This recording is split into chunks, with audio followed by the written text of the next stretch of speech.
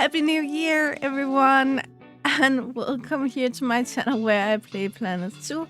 My name is Nissa, and today we jump into the new year, and today I did something different, which is healthy to do once in a while. This is my first diorama ever in Planet Zoo anyway. And it was supposed to be in the magical kingdom, but that didn't work out, so here it is instead. It is a little different, but I will still use time to tell you about this beautiful polar bear. We have a few different animals in here, but the polar bear will be the focus of today. So if you want to learn about the polar bear, or you just simply want to know how I built this frozen castle of King Polar, then please keep watching. And just a quick message before I start talking about the build here. It is New Year's Day or evening or something when this goes out. And as some of you guys know, I have some mental issues. One of them being that I have really bad anxiety, being worsened a lot by fireworks. I'm terrified of it, which normally wouldn't be an issue. The thing is, though, I may have to take care of my mental health instead of focusing on this channel for a few days. I'm not sure. It's different every year how much I react, how bad I take it. But I may choose to not have any videos in next week or just skip a few of them or something like that. It depends totally about how I'm feeling. So maybe you will get the same videos as usual, and maybe you won't, and I hope you're okay with that, because as always, this channel is for me to have fun. It's not for me to torment myself. So yeah, it was just a little information here. So let's get into it. This was actually initially something I really wanted to build in my magical forest behind the magical waterfall, or the hidden forest behind the magical waterfall zoo. I'm again not sure completely what I called it, but this will kind of be a continuation of that. If you have no idea what I talk about, I kind of understand that, because it's kind of old news already.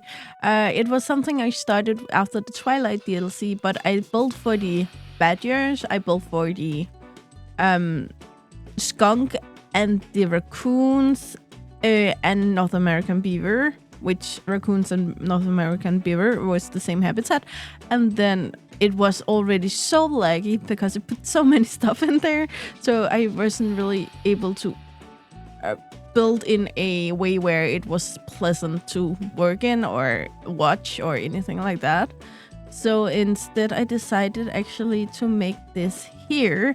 This was supposed to be a snowy corner of the forest, so we would have like the forest, we would have a desert area, savanna area, snow area. We would have different areas in there, and that's also why I just gave up on it, because if it's already at that point that laggy, I would never have been able to build what I wanted to build. However, this was one of the builds I really want to make, and it's just stayed in my brain for all this time. So as soon as I saw that we were going to get this diorama mode, I just felt like I need to do this, and I need to do this now. So that's what I did. So it's of course not exactly the same. I have worked a little around it to make sure it fits better in the diorama scale, and I won't use time to build it into the next area or anything like that, because it just simply doesn't make sense to do in a diorama.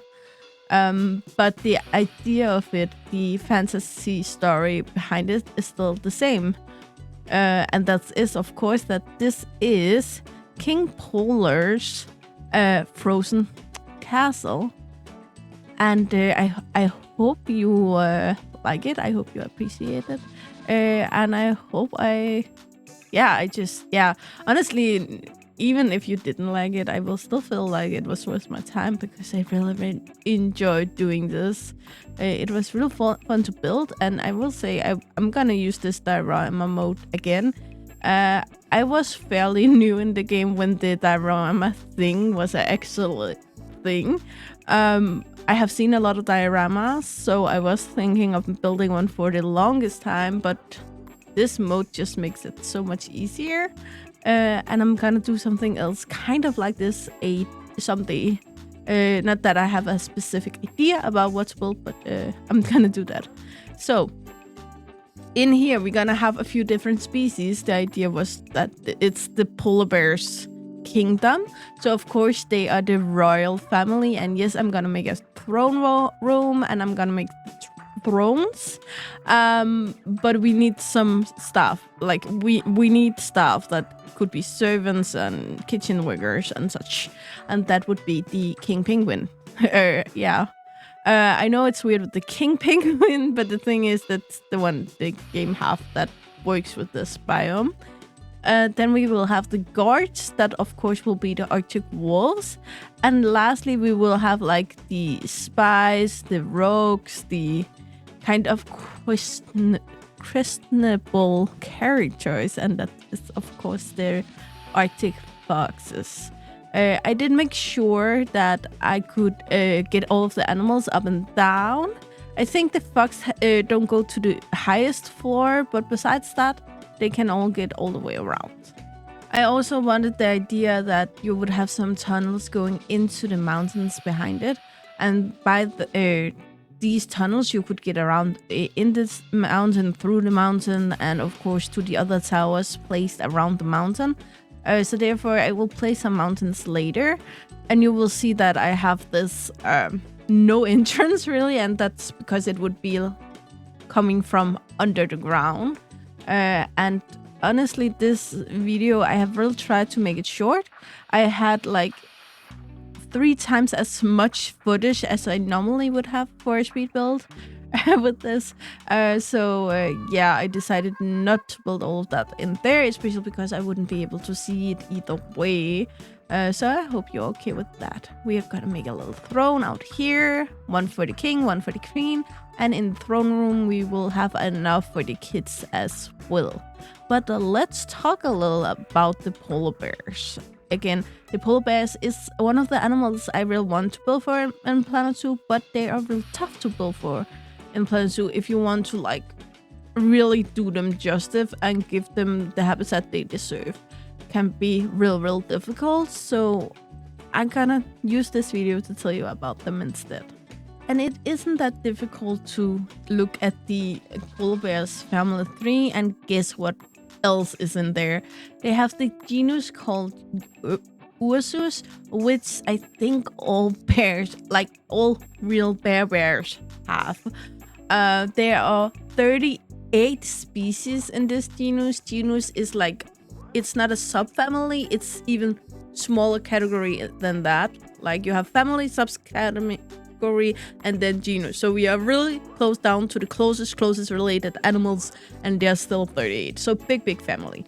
This is of course the brown bear, American black bear, Kodiak bear, Californian grizzly bear, Asiatic bear, camelid bear, Eurasian brown bear, Himalayan brown bear, a lot of brown bears, and so on. Of course, some of these are extinct, and some of them are also subspecies for other bears that also are in here. For instance, the Himalayan brown bear is also a subspecies of a brown bear that's also here. So some of them does appear twice that way on this list.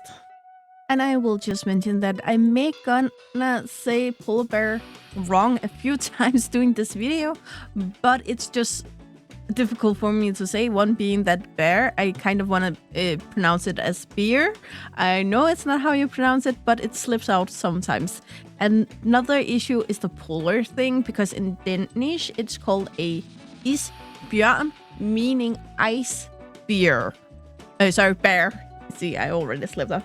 So if I say ice bear instead of polar bear, you know it is the same bear I'm referring to. I know a lot of countries in the region I live in have the same thing where it's a ice bear and not a polar bear, but it's still the same thing. You know what I mean, and that's the important part here.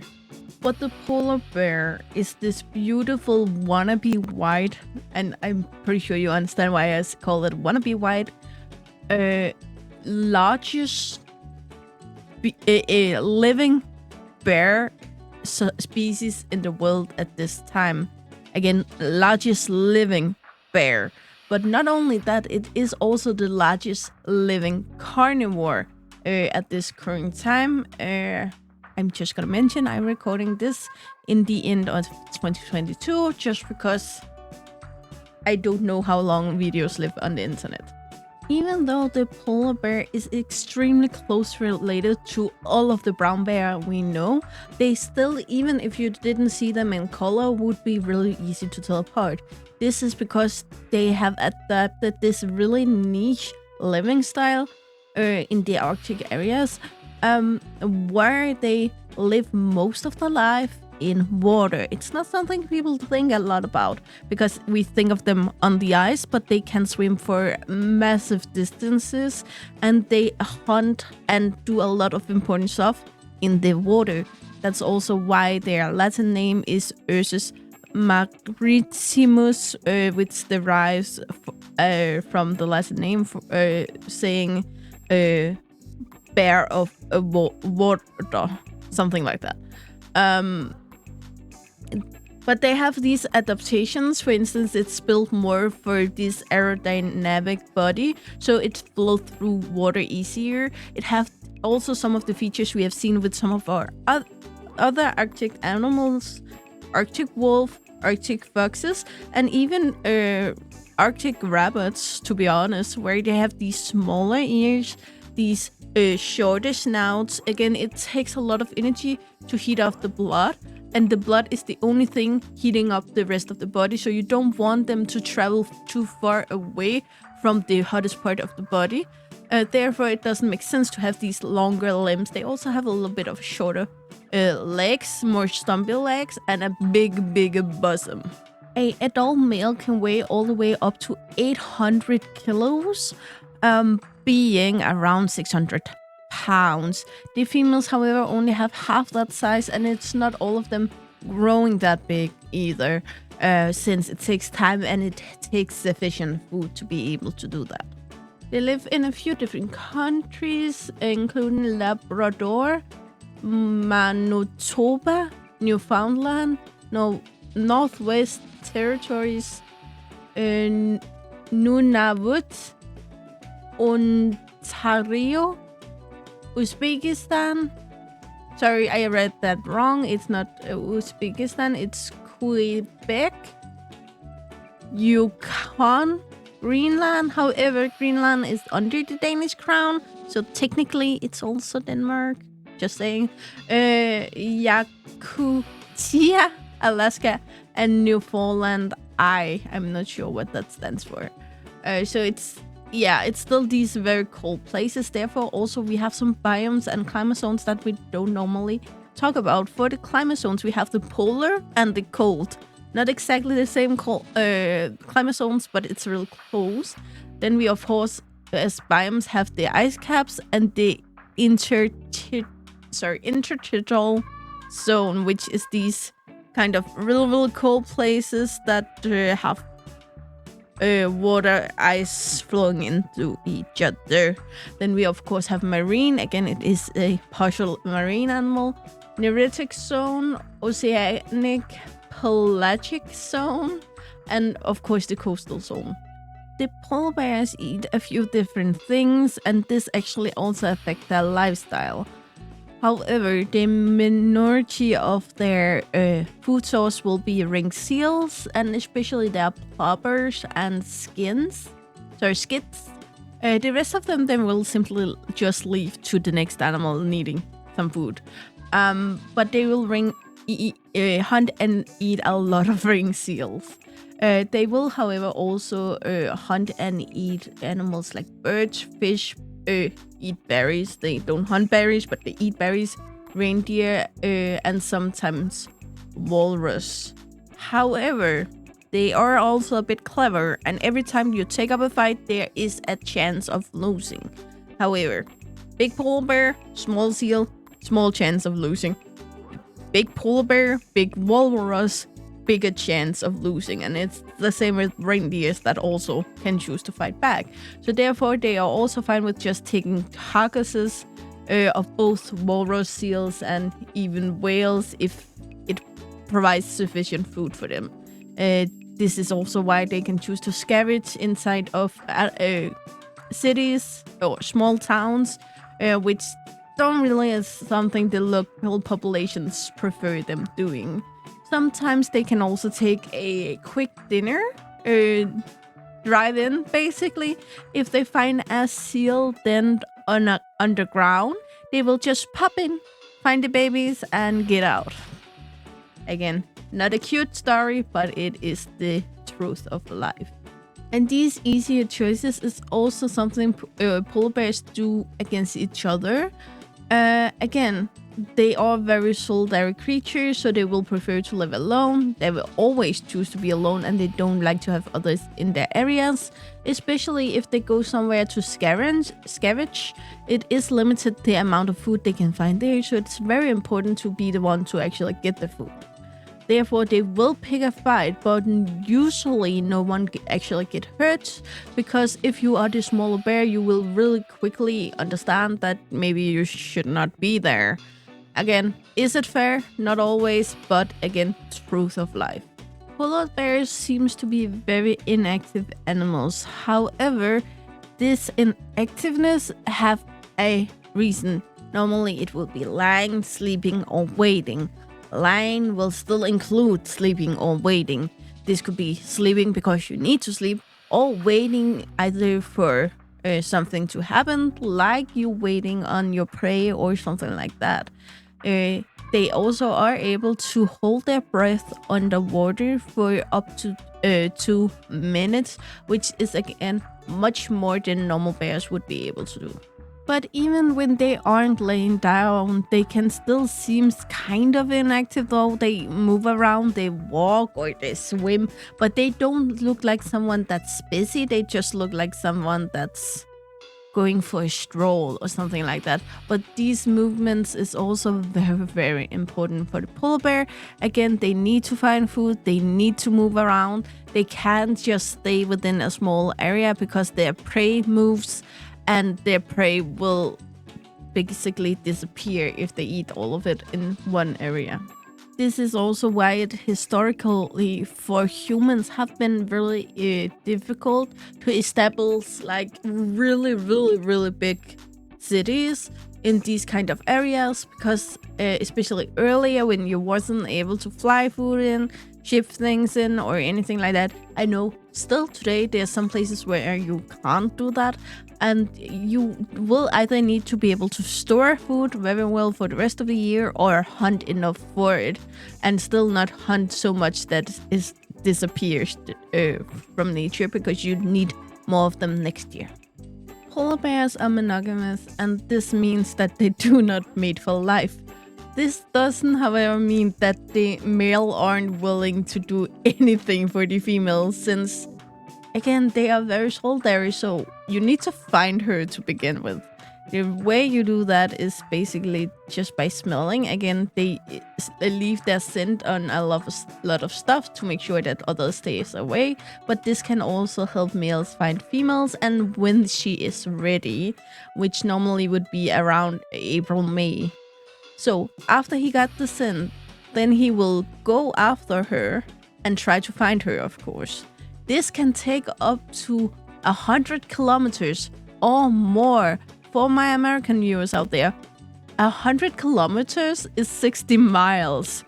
My male audience, please tell me, would any of you be willing to go that long for maybe able to meet with a female? Would any of you? I would really like to know. And even after walking this vast distance, you would think that he have proven himself, but no, not good enough. Because you are not the only male with a nose out there. So she will wait and see how many males arrive, and then you can bloody fight for it. And these fights don't even end like most polar bear fight does, where one of them will just be like, I don't want to get hurt here. You're bigger. You win. No. Here they fight. So they will often get scars, loose teeth or claws, which can kill them long term, either by infection or by they aren't able to hunt afterwards because they lose claws and teeth. And after this, the only male that gets to mate with her can just go like mating and done. And that's it. That's all you're gonna get. Then you can move on and she will do something, or her body will do something quite magical. Even though I always see like being able to reproduce on its own, like building a new living thing inside your body is quite magical on its own. But for polar bears, it gets better because she aren't able to actually breathe life into this egg yet. It's not time yet. She have made it, but it's not time yet. So therefore, she will freeze time for the egg, and the egg will not develop at all until we hit the fall. Again, this would be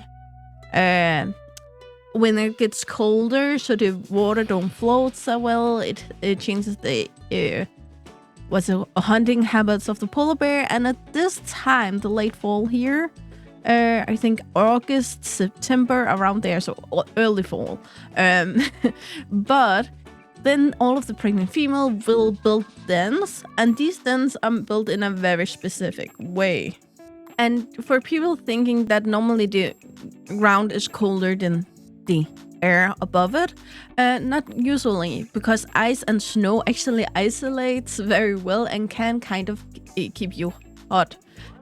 Not hot, but less cold, I would say. Therefore, it's very important that the entrance here is as narrow as possible, so she will build it so she can only just squeeze through. This entrance will then go in through to 1 to 3. It depends a little bit. Rooms, so she can have a little home down there for a while. So when this den is ready, she goes down there, but she doesn't exactly hibernate, but she does something similar to hibernation. Hibernation is more like pausing everything, where this is more like she goes in there and do the hibernation is stuff, but now her baby is able to grow. Now she's using energy to protect this babies inside the belly and make them grow, and she's just her own body kind of shuts down to diverse the energy into this area. Afterwards, she would normally give birth to 2 cubs, but it is possible for her to have 3. They will all weigh less than 0.9 kilos, which is around 2 pounds. And these are very small, and then they don't have this white fur like the mom or whitish. They will more have this very light tan color. And even though this hibernation-ish state lasts from November to February, she won't go out with the cubs just yet.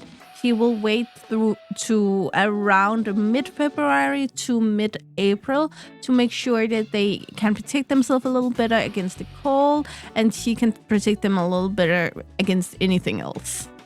And she don't need to be afraid at this point for the cubs to go anywhere. Again, she haven't gone in and out, so the entrance that was already quite small have completely snowed over, so they are completely locked in at this time.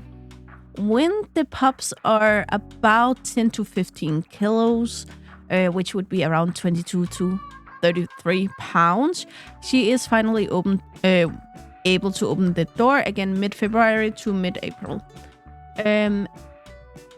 Then after this, they will still live around the den for the next 12 to 15 days, teaching the babies to go outside, to move around in the snow, to this basic stuff before they start their more nomadic behavior. The babies won't be able to move out and take care of themselves before they are between 2 and 3 years. However, they still aren't completely adult at this time. Females will, in most part of their range, be able to reproduce after their 4th birthday. However, in the areas of the Beaufortsi, I'm not sure I pronounced that right, they actually wait a year longer until they are 5. The males, though, grow a little slower, so therefore they won't be able to reproduce until they are 6. However, normally they won't do that. Again, they have this harder way of doing it where females just can walk and a lot of males will try and find her. Males have to actually be able to find her and then beat the others. So he need more buff, he need more muscle, he need more size to actually be able to take these fights. So he will normally wait until he are at 8 or 10 before he would be able to actually mate. And then think about how many human boys think they have it hard.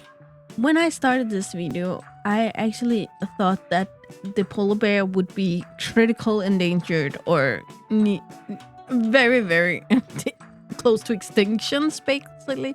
But according to the IUCN Red List, they are vulnerable animals.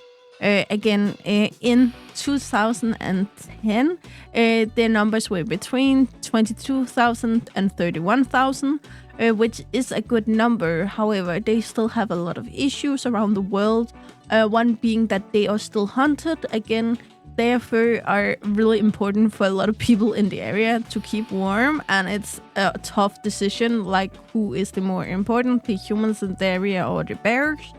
But also other things like self-defense against these bears are also important. Of course, our crown prince in Denmark have crossed the ice a few times in Greenland, and it have been televised where they teach them very well when you just stay away from a polar bear and when you actually want to shoot them, because you don't want to shoot them if they aren't dangerous, and they are only dangerous if they think you are, because again, they don't want to take a fight if there's a high chance of losing it.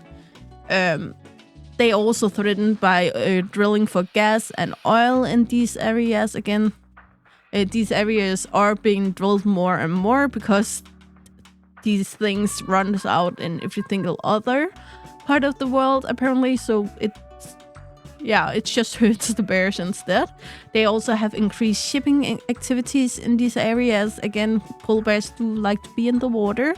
And then, of course, you have pollution from the industrial chemicals. But the biggest one is, of course, one we all have talked about: climate change and global warming. I know it's a time since we had this on my channel, but I know we have talked a lot about it before. And that is, of course, that when the ice melt earlier, it's more difficult for the polar bears to get food.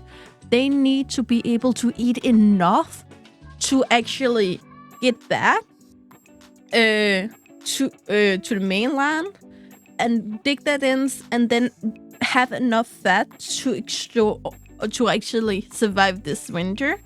And they cannot do that if there's no ice for them to actually hit out underwater.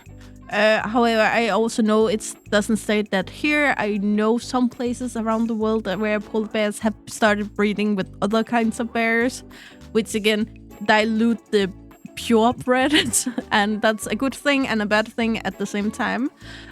But it is suggested that polar bears could be extinct in the wild within the next 30 years or so. This is terrifying for me, and I don't understand then why they are only vulnerable. However, it is also limited what we can do at this point, because none of us believed in climate change before it was a little late to do something. Luckily, a lot of places around the world are working really, really hard to change things at this point. But we also need to be realistic, and hopefully the polar bears will survive.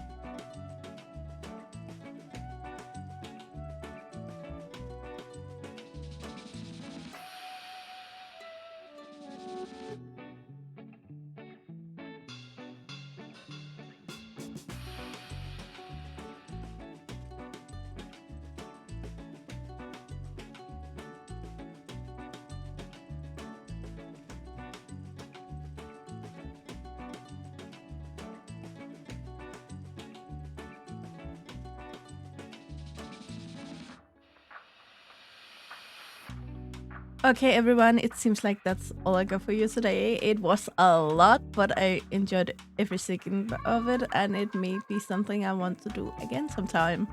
Um, but yeah, again, I just want to add before my intro, please be safe. I know it's funny for some people playing with fireworks, it's funny for some people to get drunk, and it's so funny for some people to drive, but these are three things that you should not mix tonight.